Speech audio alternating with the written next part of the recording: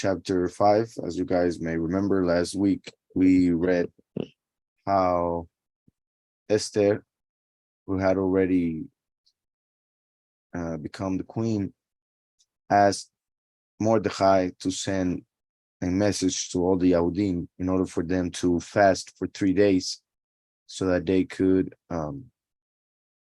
pretty much pray to Yahweh for salvation for Esther, who would go into the king's chamber, or not even the chamber, but the palace.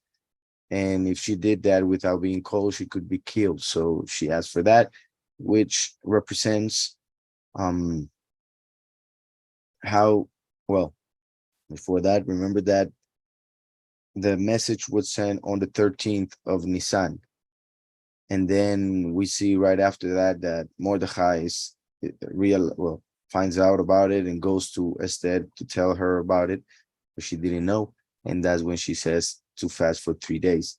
As we know, Mashiach came, and on the 15th of the first month, which would be Nisan, he was killed, and he lasted obviously 3 days before rising again. So the fast that she asked for represents those 3 days of Mashiach fulfilling Matzot through his death. So those 3 days represent the 3 days of Mashiach in Sheol.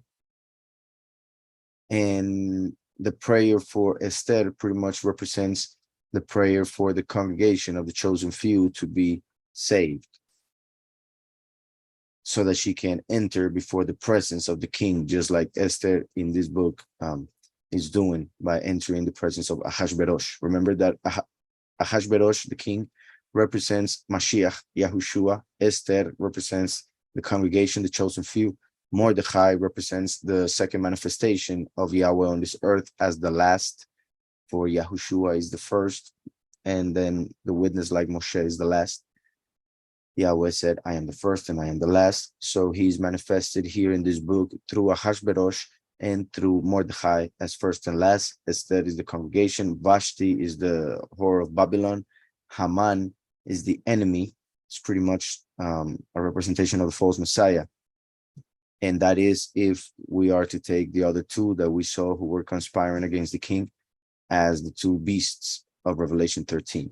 So, and I say that because otherwise Haman pretty much represents any enemy or adversary in the end, from the first beast to the false Messiah, like I already said. So first verse here of Esther 5 says, and it came to be on the third day, right? Once again, making reference to how Mashiach would rise after 3 days and 3 nights. And it came to be on the third day that Esther put on royal apparel and stood in the inner court of the sovereign's palace. Remember that the temple of Yahweh had a court, and well, that court was separated in 2 parts.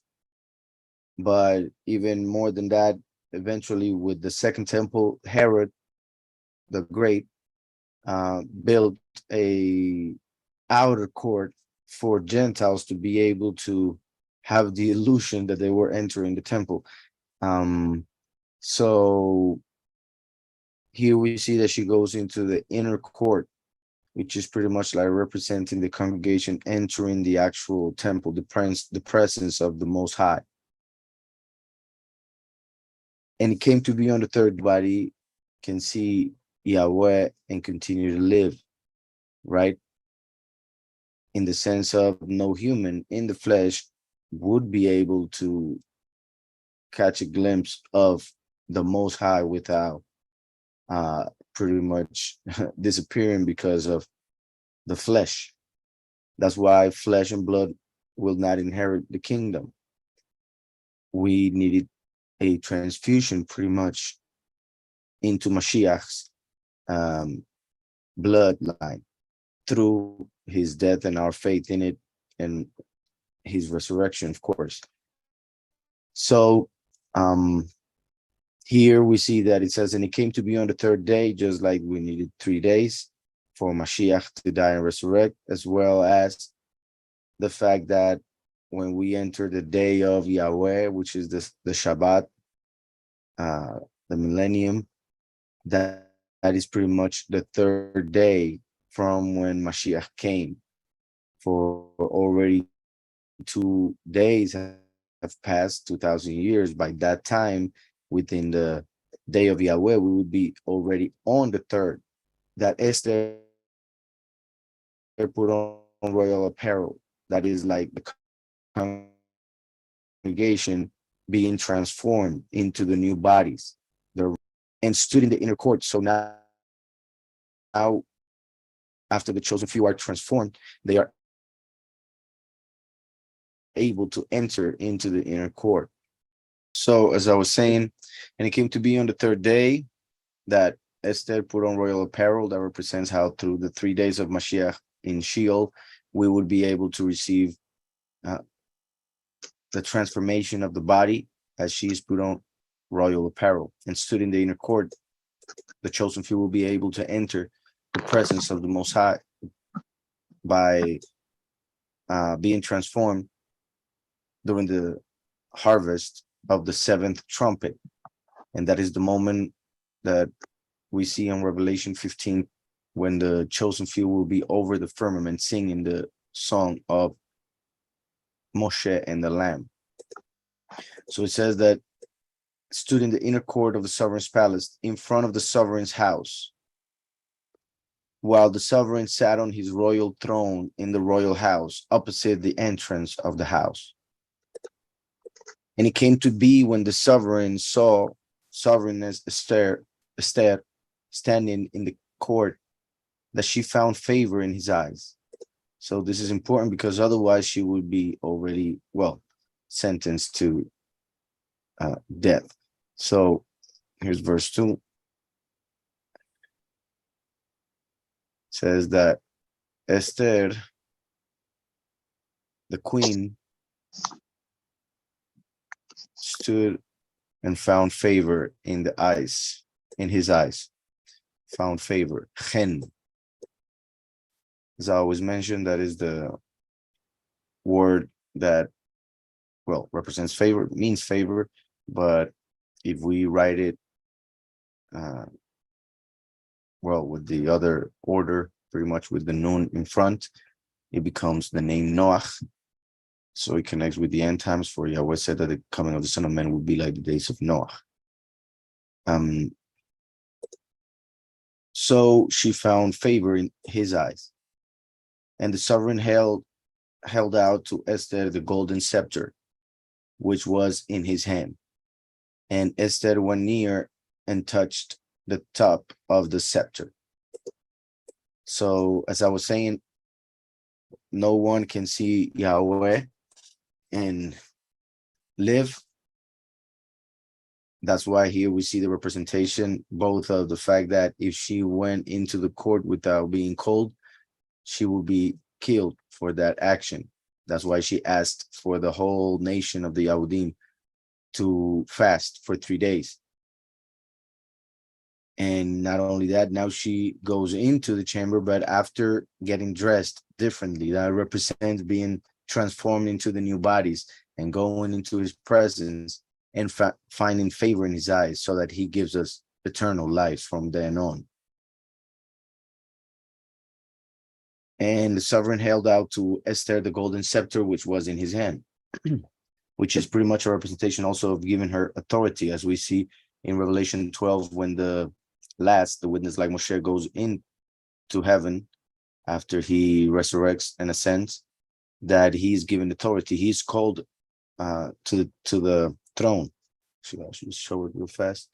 And she bore a male child who was to shepherd all nations with a rod of iron. And her child was cut away to Elohim and to his throne. So he goes up to Elohim and to his throne. In this case, the rod is mentioned, or scepter, but in this case it mentions that it is made of iron, which connects to the fact that he will shepherd all nations. That's why this metal is used here as a representation of the nations. So, and the gold, the golden scepter represents the kingdom of heaven. So, and Esther went near and touched the top of the scepter. And the sovereign said to her, "What is it, sovereigness Esther? And what is your request?" "Up to have my reign, and it is given to you." So here we see that he offers even half of his reign, right? There were 127 provinces. So he's offering to give her, even if she were to want that, half of his reign, which is a representation of the fact that they are one, right? As when Mashiach and the congregation become one during the wedding of the Lamb, obviously they would become a half of each other, just like the kingdom of Yahweh would be reigned by Mashiach through the congregation. Therefore, it is as if he would be offering to share the kingdom, the reign. And Esther answered, "If it pleases the sovereign, let the sovereign and Haman come today to the feast which I have prepared for him." So we see also through this story that Esther used wisdom. She was quite bright because she was being prudent. She could have just said everything here and catch the king off guard. However, she wants Haman to be present so that the king can see his reaction to what she would say. So she was setting everything up.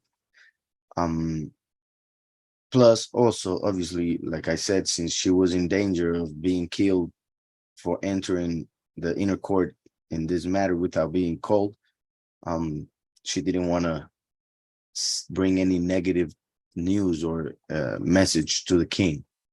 So she first invites him to a dinner, to a feast. So it all seems like a good thing. So, and Esther answered, "If it pleases the sovereign, let the sovereign and Haman come today to the feast which I have prepared for him." So Haman, I was already mentioning earlier in the previous studies how in the literal sense, or I should say in the earthly sense, represents the beast and the false Messiah, depending on how we connect the other dots or we use the other characters. Like I mentioned, the other two that appeared in the previous chapter that were conspiring against the king. But Haman in general pretty much represents Halel, Lucifer, as a fallen angel, for he accuses the nation and wants to destroy the nation of Yahweh. That's why Haman was looking for a way to destroy the Yahudim by using the authority of the king. So Lucifer was trying to use the authority of Yahweh given to him to be able to destroy humanity, mainly the nation chosen by Yahweh. And that is represented by Haman, who was given authority even though he was not the king. Just like he was given authority, Lucifer was given authority over all the angels and even over this earth. And that's why he was called the God of this earth, as they say, right? So it says, and the sovereign said, "Get Haman at once to do as Esther has said." Then the sovereign and Haman went to the feast which Esther had prepared. And the sovereign said to Esther at the feast of wine, "What is your petition?" For he knew that there was something that she wanted to ask. She knew that she wasn't just making a feast for nothing. And the sovereign said to Esther at the feast of wine, "What is your petition?" And it is given to you. And it is given you. "And what is your request?" "Add to half my reign, and it is done." So you see how both times he has offered half his reign. And although, like I said, that shows the love that he had for her, the favor that she found in his eyes, and the fact that the congregation and Mashiach will become one to have the kingdom of Yahweh, the reign over it. But also these two times could have become a temptation for her. I mean, the enemy could have used this as a temptation for Esther, for she could have, I mean, pretty much like the enemy saying, you could get half the kingdom. However, if you try to defend your nation, perhaps your whole nation will be destroyed. Perhaps you will be killed if you try to save those whom he has already condemned, right? For also that is something to keep in mind. There was an order from the king signed with the seal of the king, even though it was Haman the one doing it, and with the plan and the knowledge of it, in the sense of why he was doing it, and what nation it was. The king only knew that it was a nation that was dispersed throughout his kingdom, and Haman, his friend, told him that it was a bad nation, so he trusted him. So this is what we know that was going on, but Esther only knew that this letter was sent to the entire nation saying that the king is giving an order to destroy the nation of the Yahudim. So she is a Yahudi, but she hasn't told him. So we need to understand that in her mind, she would be thinking, if he realizes, if the king realizes that I am a Yahudi, he will kill me. Plus, I entered the chamber, the inner court, without telling him. All of those things would make her be fearful, tempt her with not wanting to say anything. And now she's being told that she could get half the reign. The enemy will be using that to tell her, just don't tell him anything about the Yahudim and get the reign.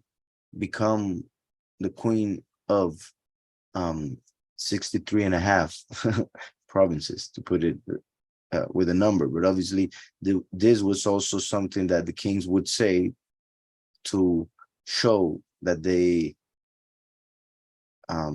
loved or had favor towards the person with the petition. For we see this also in other instances. Up to half my reign, and it is done.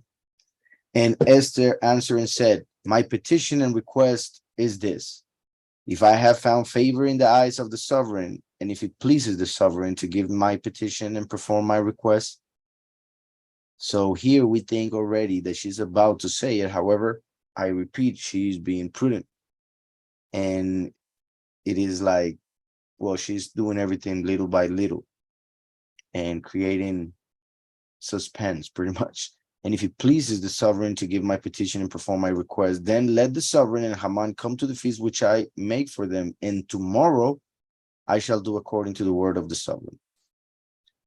And Haman went out that day rejoicing and with a glad heart. So Haman was rejoicing, for he thought that this was being done by the queen to show him favor. And that's why he was being invited. He thought that he was being invited to a feast with only the queen and the king because he was special. He thought that he had the king and now also the queen eating from the palm of his hand, pretty much. So it says, and Haman went out that day rejoicing and with a glad heart. But when Haman saw Mordecai in the sovereign's gate, and that he did not stand or tremble before him, he was filled with wrath against Mordecai. So this is amazing. Once again, the scripture confirms how wicked Haman was, for he wanted honor, and he was being, in his mind, in his reality, he was being honored by the king and the queen. So why would he bother in his emotions or his weak soul, whatever, to be so hurt or offended by seeing Mordecai not showing him any respect? And he wasn't, well, disrespecting, he was just not showing respect. If I guess we could say, although some might argue that since he had such a high position and everybody showed him respect, the Mordecai should have. But we know what was going on. Plus the fact that, as I mentioned in previous chapters, Mordecai is a Yahudi, descendant of Shaul, while Haman is a descendant of Hagag, the Agagite, the one who Shaul allowed, pretty much, yeah, he let live so that he got his wife pregnant, and now Haman came with the ambition to destroy the entire nation. So Mordecai needs to rectify what Shaul did, and Haman is trying to destroy the nation, just like, well, his ancestors have in the past. Um, so I say all of that just to understand what Mordecai was thinking, what he knew about Haman, and why he wouldn't stand before him. And I repeat, it's amazing to see that in Haman's reality, he was being honored by the queen and the king. There was no higher honor than that. Yet he sees Mordecai not standing, and that's enough to make him just lose it. And that he did not stand or tremble before him. He was filled with wrath against Mordecai. But Haman held himself in and came to his house, and he sent and called for his loved ones and Zeresh, his wife. So as I was saying, and Haman recounted to them the steam of his wealth. So he went home after seeing Mordecai. He was all angry, but he held it in because he knew that he needed to keep it together to go to this feast that he was invited to. So he went home and he was speaking to his family. And as he says here, he recounted to them the steam of his wealth. So imagine how empty he was spiritually, that he went to his family who knows him, and therefore they know his honor and his wealth. Yet he starts talking and boasting about it, about his wealth, about how much he has. And Haman recounted to them the steam of his wealth and his many sons, and all in which the sovereign had promoted him, and how he had exalted him above the officials and servants of the sovereign. And Haman said, besides, Esther, the sovereign, has let no one but me come in with the sovereign to the feast which she prepared. So above all of it, right, he's pretty much saying, I have all this money, I have all these sons. I've been promoted to the highest level, to the highest position. Over all the officials and servants, he exalted him, right, Haman. And besides, as it says here, Esther, the sovereign, as the queen, let no one but me come in with the sovereign to the feast which she prepared. And tomorrow, too, I am invited by her. So she had been with her, and now tomorrow she had been invited by her.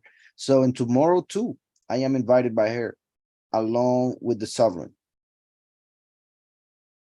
But all this does not suit me, as long as I see Mordecai, the Yahudi, sitting at the sovereign's gate. So imagine once again how empty he was, not only to boast about everything that he had to his own family, but at the end close it with, but I cannot live happy as long as I see that there's another person living right there, Mordecai, standing at the gate. And not that he had any honor, not that he was rich or he was any competition in the way that people from this reality think, right? Has a society imagines regarding what they call class. So here we see that he cannot stand Mordecai, and he cannot enjoy all the blessings that he is being allowed to have by the Almighty. He cannot enjoy them because of the hate that he has towards another person. And that is something that happens to a lot of people, even without half the honor that Haman had. So his wife Zeresh and all his loved ones said to him, let a wooden structure be made. So listen to this. They gave this advice, which is interesting and sad because, well, here with Zeresh, we see the contrast. of well, just like there was a contrast between Vashti and Esther, now there's one between Esther being wise and prudent by entering the king's inner court and speaking the way she has already and the way she will, and now Zeresh using wisdom, but what we would call the evil wisdom, the wicked wisdom that we also see in the New Covenant mentioned, that refers to that spirit that the enemy uses. So she's using evil wisdom to help Haman become more evil. And also, obviously, a contrast to the wise or prudent woman of Proverbs, or others like Sarah. Now here's Seresh giving an advice, but of evil. So it says, so his wife Zeresh and all his loved ones said to him, let a wooden structure be made. Wooden, just like Mashiach was hanged from a wooden structure, right? A cross made of wood. In verse 14 says, and she said to him, Zerash, his wife, and all his beloved ones, or yeah. Let it be made and wooden or etz. You see here, etz, the word etz is also translated as tree or wood or other terms connected to wood, pretty much. And just like in Deuteronomy, where it says that cursed is the man who is hanged from a tree, an etz. That's why Mashiach, they decided to kill him that way, for they wanted him to be cursed. And the idea in Yahweh's purpose was that he became a curse so that we would receive the blessing. So that's why Yahweh allowed him to be killed that way. So you will see that wicked wisdom, evil wisdom is advising. Evil wisdom, which like I mentioned, Zeresh means gold. So like a gold digger, for Haman had a lot of gold.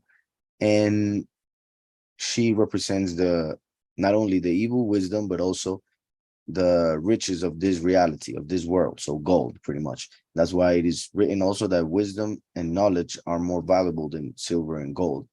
So his wife Zeresh and all his loved ones said to him, let a wooden structure be made 50 cubits high,